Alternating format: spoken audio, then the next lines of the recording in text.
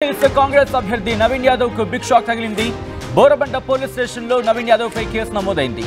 ఎన్నికల ప్రచారంలో BRS cadre ను లేకుండా చేస్తారంటూ అంటే ఎన్నికల ప్రచారంలో భాగంగా ఆయన ప్రచారం చేసుకుంటున్న క్రమంలో బీఆర్ఎస్ క్యాడర్ ను లేకుండా చేస్తారంటూ నవీన్ యాదవ్ బెదిరింపులకు పాల్పడ్డారని పోలీసులకు ఫిర్యాదు అందింది. నవీన్ తో పాటు ఆయన సోదరుడు వెంకట్ యాదవ్ పై కూడా కేసు నమోదైంది. బెదిరింపులతో నిబంధనలు ఉల్లంఘించారని ఎన్నికల అధికారులు ఫిర్యాదు చేసినట్టుగా తెలుస్తోంది. విజువల్స్ మీరు చూస్తున్నారు. ప్రస్తుతం ఎన్నికల ప్రచారంలో పాల్గొన్నారు నవీన్ యాదవ్. ఇటు కాంగ్రెస్ పార్టీ నుంచి ఆయన బరిలోకి దిగారు. ఈ నేపథ్యంలో ఎన్నికల ప్రచారంలో పాల్గొన్న ఆయనపై కేసు నమోదైంది. ఎన్నికల ప్రచారంలో భాగంగా ఆ క్యాంపెయినింగ్ చేస్తున్న క్రమంలో కొన్ని వివాదాస్పద వ్యాఖ్యలు చేశారని చెప్పి కేసు నమోదైంది.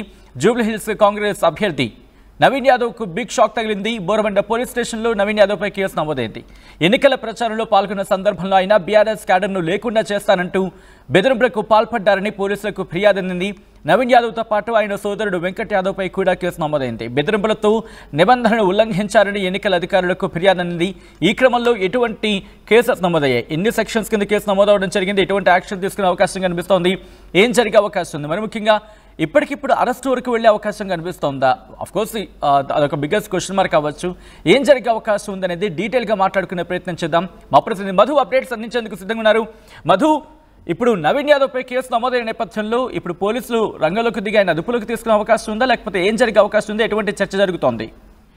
ఎగ్జాక్ట్లీ ఇద్దరి సోదరుల పైన కేసు నమోదు చేశారు. ఒకరేమో అభ్యర్థి నవీన్ యాదవ్, మరొకరేమో అభ్యర్థి సోదరుడు వెంకట్ యాదవ్. ఒకటి నవీన్ యాదవ్ పైన కేసు ఏంటంటే బీఆర్ఎస్ పార్టీ క్యాడర్ ని వారం రోజుల్లో లేకుండా చేస్తాను అనేటువంటి స్టేట్మెంట్ పైన ఎన్నికల అధికారులు ఇచ్చినటువంటి ఫిర్యాదు మేరకు కేసు నమోదైంది. వెంకట్ యాదవ్ పైననేమో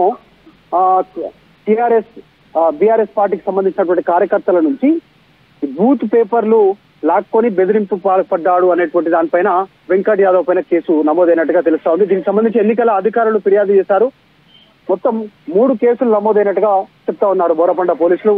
ఇప్పటికే అటు బీఆర్ఎస్ పార్టీ అభ్యర్థి పైన కేసు నమోదైంది. వాళ్ళంతా కూడా ఆందోళన వ్యక్తం చేస్తా ఉన్న నేపథ్యంలో డైరెక్ట్ గా అధికార పార్టీ పైనే అభ్యర్థి పైన సోదరుడి పైన కేసు నమోదు కావడం పైన చర్చ కొనసాగుతా ఉంది. బీఆర్ఎస్ పెద్ద ఎత్తున ఆరోపణలు చేస్తా ఉంది. ఇప్పటికీ వాళ్ళది ప్రచారంలో భాగంగా వారు సభల్లో, సమావేశాల్లో, రోడ్ షోలలో, మీటింగుల్లో రౌడీ బిడ్డకి ఆడబిడ్డకి మధ్య పోటీ జరుగుతుంది అనేటువంటి ప్రచారం చేస్తా ఉన్నారు. దానితో ఇప్పుడు ఈ పైన కేసులు నమోదు కావడం పైన చర్చ కొనసాగుతా ఉంది. ఎక్కడి దాకా వెళ్తుందో అనేటువంటిది. అసలే ఈ కేసులకు సంబంధించినటువంటి విషయంలో గత కొంతకాలంగా బీఆర్ఎస్ ఆరోపణలు చేస్తా ఉంది. మమ్మల్ని టార్గెట్ చేసే ప్రయత్నం చేస్తా ఉన్నారు, మొదటి నుంచి కూడా చెప్తా ఉన్నాం, వాళ్ళు బెదిరింపులకు పాల్పడుతున్నారు అనేటువంటిది. సో ఈ రోజు డైరెక్ట్ గా వారిపైన 3 కేసులు నమోదు కావడం పైన ప్రస్తుతం పొలిటికల్ సర్కిల్లో చర్చనీయాంశంగా మారింది. సత్యం, ఎన్నికల ప్రచారంలో ఆయన పాల్గొన్న సందర్భం గతంలో కూడా ఎన్నికల సంఘం ఇటువంటి చర్యలు కావచ్చు, ఇటువంటి ఘటనలు జరిగిన క్రమంలో కొన్ని సందర్భాలు మనం చూసాం.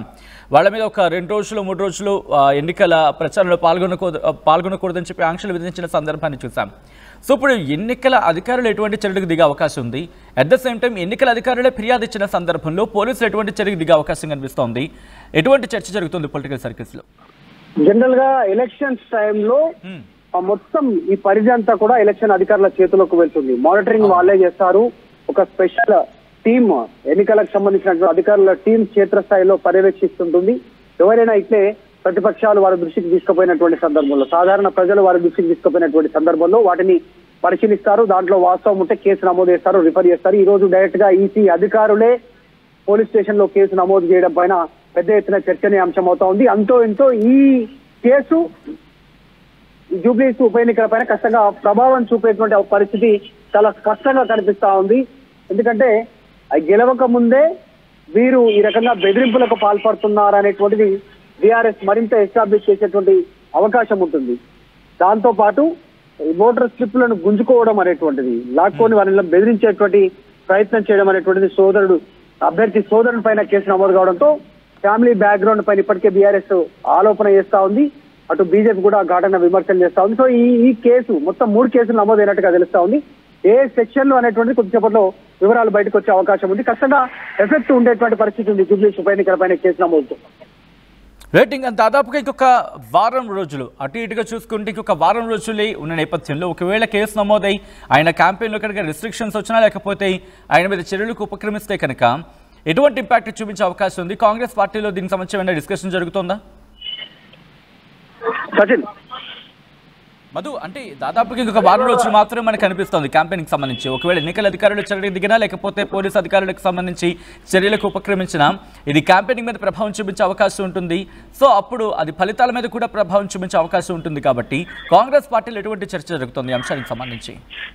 ఎగ్జాక్ట్లీ అంటే కావాలని తప్పుడు ప్రచారం చేస్తున్నారు, రౌడీ అనేటువంటిది బీఆర్ఎస్ చేస్తుంది ఆరోపణలు అనేటువంటి కాంగ్రెస్ పార్టీ నాయకులు చెప్తా ఉన్నారు. కానీ ఈ రోజు కేసు నమోదు కావడంతో కాస్త చర్చ జరిగే అవకాశం ఉంది, కాస్త డిఫెన్స్ లో పడేటువంటి అవకాశం కూడా ఉంది. కాంగ్రెస్ ఈ విషయంలో ఖచ్చితంగా ఎఫెక్ట్ పడేటువంటి పరిస్థితులు ఉంటాయి అభ్యర్థి విజయం పైన. నిన్న కూడా కేటీఆర్ తర్వాత ముఖ్యమంత్రి రేవంత్ రెడ్డి ఒకరి పార్టీ పైన ఒకరు తీవ్రమైనటువంటి విమర్శలు, వ్యక్తిగత విమర్శలు చేస్తున్నారు. మేమేం చేస్తాం, మేము వస్తే అధికారంలోకి వస్తే ఏం చేస్తామని చెప్పకుండా వ్యక్తిగత విమర్శలు చేసుకుంటున్నటువంటి పరిస్థితి ఉంది. ఆ నేపథ్యంలో ఈ రోజు వ్యక్తుల పైన వాళ్ళ కుటుంబ సభ్యులపైన మొత్తం 3 కేసులు నమోదు కావడం అభ్యర్థి ఆయన సోదరుల పైన ఖచ్చితంగా ఎఫెక్ట్ ఉండేటువంటి సిచ్యువేషన్ కనిపిస్తా ఉంది. జూబ్లీస్ ఉప ఎన్నికలకు సంబంధించి ఇక కాంగ్రెస్ ఇంకా ఓపెన్ గా రెస్పాండ్ కాలేదు. ఈ అంశం పైన పిసిసి చీఫ్ రెస్పాండ్ అయ్యే సిచ్యువేషన్ ఉంది. కాకపోతే ఎన్నికల అధికారుల చేతుల్లో మొత్తం పవర్ ఉంటుంది. ఎన్నికలు అయిపోయేంత వరకు ఈ ఎలక్షన్ లో కేసు నమోదు చేయడం కానీ, ఏదైనా చర్యలు తీసుకోవడం కానీ, ఏదైనా అసలు అధికారుల పైన కూడా ఏమైనా చర్యలు తీసుకోవాలంటే తీసుకునేటువంటి సిచ్యువేషన్ ఉంటుంది. అంటే అధికారులు ఎవరైనా నిర్లక్ష్యం వహిస్తే కూడా చర్యలు తీసుకోవడానికి ఈసీ అధికారులకు అంత ఫుల్ పవర్స్ ఉంటాయి. కాబట్టి ఈ రోజు వారిచ్చిన ఫిర్యాదుతోటే కేసు నమోదు కావడం పైన ఖచ్చితంగా ఈ ఎఫెక్ట్ జూబ్లీస్ ఎన్నికల పైన పడే అవకాశం ఉంది, ముఖ్యంగా కాంగ్రెస్ మీద పడే అవకాశం ఉంది. Right Madhu, thanks for update. మొత్తంగా అయితే మాత్రం జూబ్లీ హిల్స్ కాంగ్రెస్ అభ్యర్థి నవీన్ యాదవ్ పై కేసు నమోదైంది. ఈ నేపథ్యంలో ప్రస్తుతం దీనికి సంబంధించే చర్చ జోరందుకుంటోంది. బోరబండ పోలీస్ స్టేషన్లో నవీన్ యాదవ్ పై కేసు నమోదైంది. ఎన్నికల ప్రచారంలో బీఆర్ఎస్ క్యాడర్ను లేకుండా చేస్తానంటూ నవీన్ యాదవ్ బెదిరింపులకు పాల్పడ్డారని పోలీసులకు ఫిర్యాదు అందింది. నవీన్తో పాటు ఆయన సోదరుడు వెంకట్ యాదవ్ పై కూడా కేసు నమోదైంది. బెదిరింపులతో నిబంధనలు ఉల్లంఘించారని ఎన్నికల అధికారులు ఫిర్యాదు చేస్తున్నట్టుగా తెలుస్తోంది.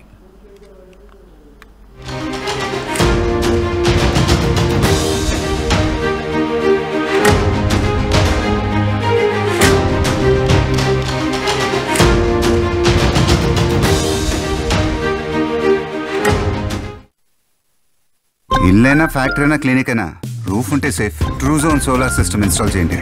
బిల్తో పాటు టీపీ తగ్గించండి. నువ్వు సూపర్ స్టార్ అయ్యా. Truzon solar power, super power. Local to global news at your finger tips. మీ చేతిలో ఒక ఆయుధం. Download raw TV app. Media legend Ravi Prakash is back.